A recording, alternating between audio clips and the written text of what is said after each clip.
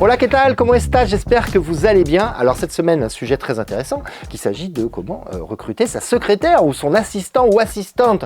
Vous avez embauché vos premiers salariés terrain, développé votre carnet d'adresses, bravo. Vous avez aussi goûté aux joies d'être partout, à la recherche de clients, au rendez-vous, des diagnostics, des devis, des chantiers, et puis la paperasse qui s'empile, et puis après la journée de travail, on doit s'occuper de tout ça. Et alors pour le moment ça a marché, mais là vous vous posez pas mal de questions. Vos semaines commencent vraiment à devenir un enfer, vous finissez tard, votre famille se plaint de plus vous voir, vos clients vous relancent parce qu'ils n'ont toujours pas reçu le devis, voire même pire, ils n'ont pas reçu votre facture parce que vous n'avez pas le temps de facturer.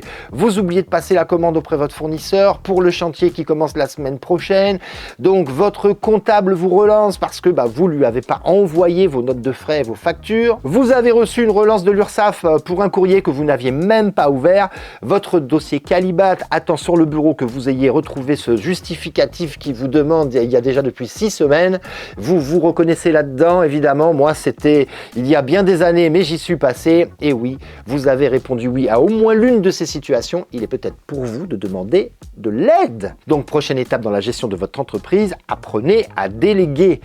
Réfléchissez à ce qui vous prend le plus de temps et que quelqu'un ferait mieux que vous, avec évidemment moins de résistance, on va dire. Réfléchissez à ce qui n'est pas naturel en fait chez vous. Moi personnellement, les papiers c'était compliqué. En tant qu'artisan, vous avez un savoir-faire qui est plutôt technique. C'est celui-là en fait que vous devez, sur lequel vous devez vous concentrer. Et vous devez aussi vous concentrer sur vos clients que vous devez bien évidemment bichonner. Alors, il est temps de choisir un ou une assistante. Alors, comment faire pour choisir et ne pas se tromper? Commencez déjà par estimer le temps que nécessite votre gestion administrative et commerciale. Il est tout à fait possible qu'au démarrage, faire appel au service d'une secrétaire indépendante vous soit largement suffisant. Une demi-journée ou une journée par semaine est probablement suffisant au démarrage pour ouvrir et trier le courrier, préparer le paiement des factures, rassembler les pièces à transmettre à votre comptable, éditer vos factures de vente, préparer des remises de chèques, répondre à des courriers administratifs, assurances, organismes sociaux, faire les démarches de prise en charge de formation, et oui, ça aussi. L'avantage de faire appel à une prestataire est qu'elle a une obligation de résultat et généralement le sens du service client. Vous êtes son client en fait, donc ça vous permet également d'avoir de la souplesse dans l'organisation, car elle pourra probablement rajouter du temps pour des dossiers ponctuels qui demandent un bon coup de collier, comme par exemple vos demandes de qualification. Si le volume de travail administratif devient trop important, pensez à embaucher une assistante à temps partiel. Le minimum légal est de 24 heures ou à temps complet si vous pensez que vous avez assez de boulot pour l'occuper 35 heures par semaine. Il y a la rédaction des devis, la planification des chantiers, le standard téléphonique, la relance commerciale si vraiment vous êtes débordé, peut-être la tenue également de tableaux de bord, des indicateurs de pilotage. En fonction du niveau de responsabilité que vous voulez confier à cette personne qui pourra rapidement devenir indispensable, vous chercherez par exemple soit une assistante administrative pour la gestion administrative simple, une assistante de gestion qui est plus polyvalente, ou alors une assistante commerciale si votre besoin est plutôt sur une histoire de suivi client.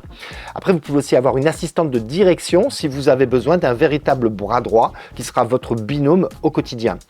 Au moment de l'entretien, voici les qualités et les compétences que vous devez rechercher. L'écoute, l'organisation et la gestion du temps, la capacité à faire des reportings, la capacité d'adaptation, la maîtrise des outils informatiques évidemment. N'oubliez pas l'orthographe, et c'est pas un détail.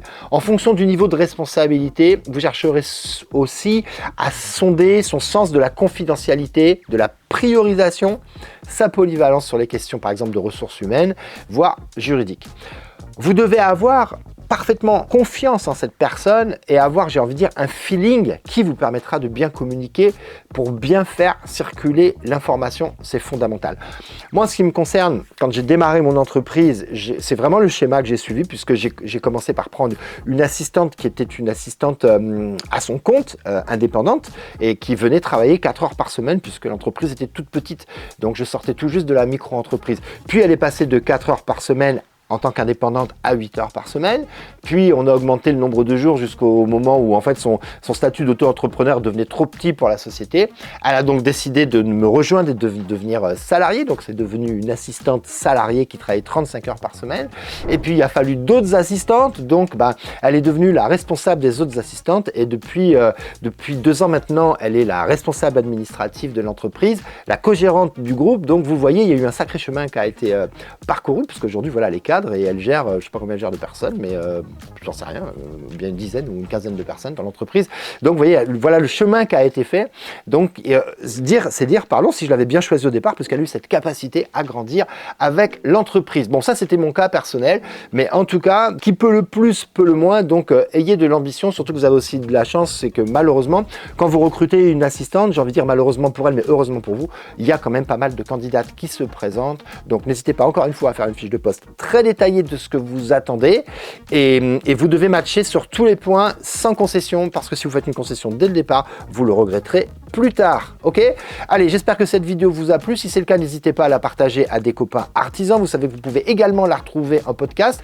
Si vous vous posez d'autres questions sur comment recruter une assistante ou comment recruter de manière générale, vous mettez ça en commentaire. Vous savez que je réponds en commentaire. On se dit quoi? On se dit rendez-vous la semaine prochaine pour une nouvelle vidéo. Bye bye!